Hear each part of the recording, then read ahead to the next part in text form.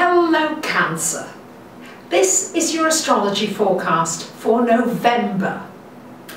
Well, it's a little bit quieter in the heavens this month than it was last month with the eclipses and everything going off like fireworks. And it's almost like we're getting a little bit of a break in between, because next month is also a very big month with Pluto and Uranus going exact once more in the middle of the month, and Saturn changing sign.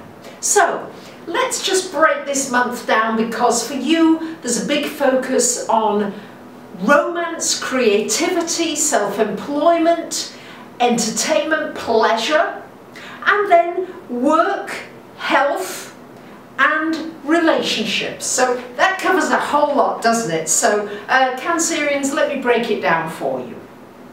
First thing is, we've got a full moon in Taurus on the 6th of November. And this full moon for you is happening up here in your 11th house in Taurus. And so a full moon always shines a light on a particular area of your life. So this is shining a light now, this full moon, on your friendships, on your social circle, on the people that you relate to. It also shines a light on your dreams, your wishes, the things that you want. With it being in Taurus, that's about money as well. Taurus rules money and finance. I always find it, because it's this full moon in Taurus doesn't come around too often, it's a good time just to open your purse,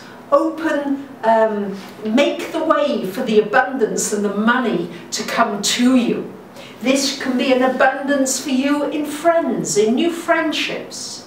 It can be an abundance coming to you of dreams that you've wanted. But it's shining a light on that, shining a light in having faith and believing that these good things can come to you, Cancerians. I know as a cardinal sign, and all the cardinal signs, Aries, Cancer, Libra, Capricorn, all having very challenging years with the Pluto-Uranus square, with the Grand Cross. All the cardinal signs have been deeply affected. That's why we have to make the best of these uplifting aspects when they come along. And it will be changing next month greatly. So on the 10th of November, we've got an exact conjunction between Mars and Pluto in your house of relationship.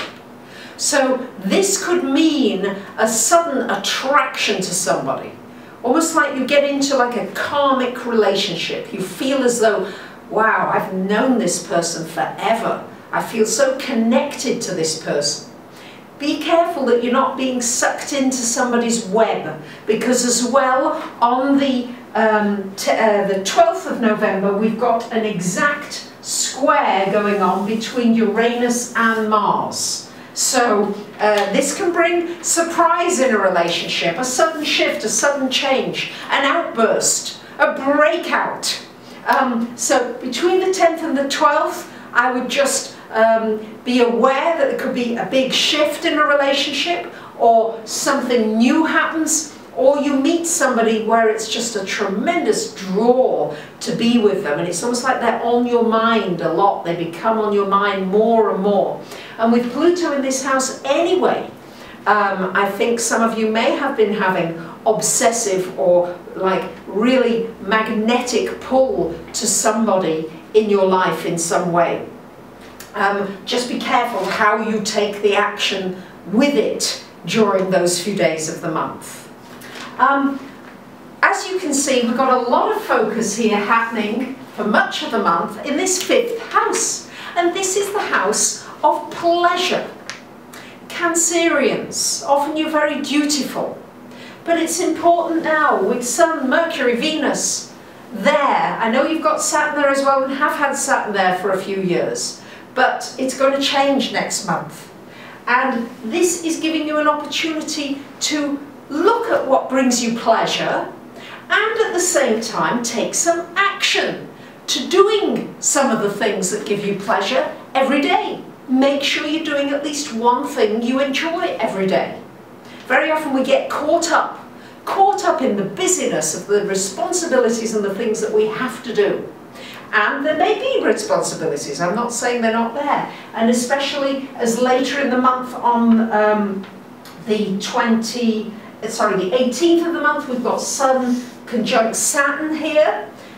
And also between the 23rd and 27th, we've got Sun conjunct Mercury as well. So this would be very good for any kind of realistic steps that you're taking to starting a business. It's also good for getting real if you're a musician or an artist, or you're involved in the theatre or anything in the media. This is good for getting real, for signing a contract, for doing something tangible. It's also very good for focusing your energies on something that can actually come to fruition for you.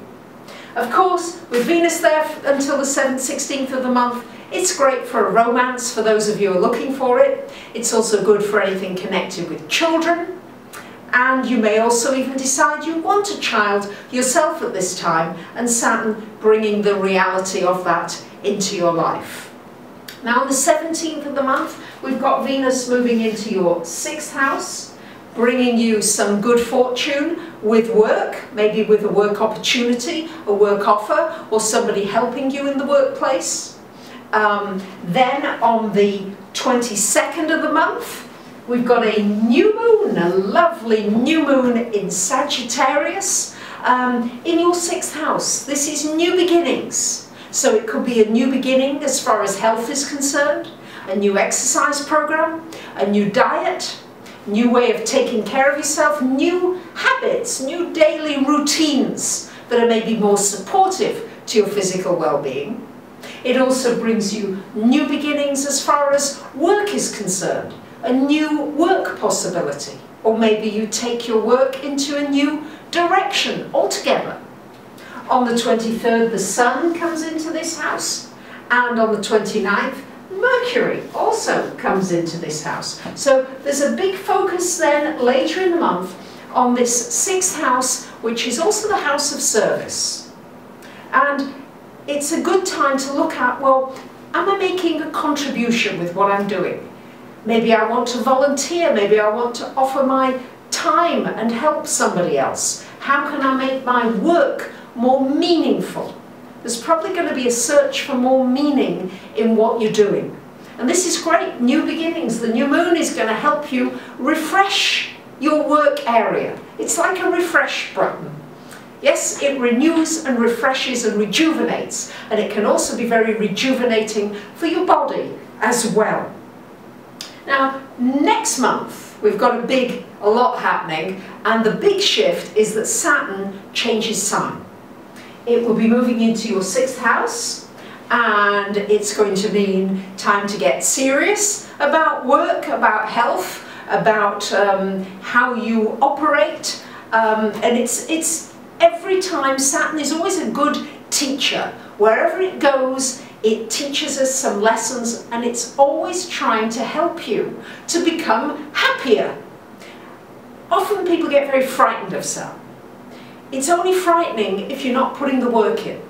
So, for example, if you are really eating terribly and you're not taking care of yourself, well then Saturn can come up with something that may have some kind of a health warning, or maybe you get an allergy or something happens as a warning to say, hey, this isn't working. So Saturn as well there, but I will be talking about this more next month. So to whet your appetite, just to say that it's going to be a global shift. We'll see a shift in education, we'll see a shift in learning, we'll see a shift in freedom of speech. There'll be a lot of focus on cults, probably will come to the fore again, religion, foreign trade, how we deal with boundaries and laws, space travel, mind travel. It's all going to be happening, and I'll be excited to share that with you in a separate video. But I will be looking, of course, at the personal effect of that Saturn transit into your 6th house in next month's video. So there you have it, my dear Cancerians. I wish you a great month. Thank you for subscribing, commenting, sharing. And I'm always, because I love doing personal readings, I'm always delighted if you feel you've got some important questions, if you come for a personal reading and I can look at you in real depth. Thanks for listening. Bye for now.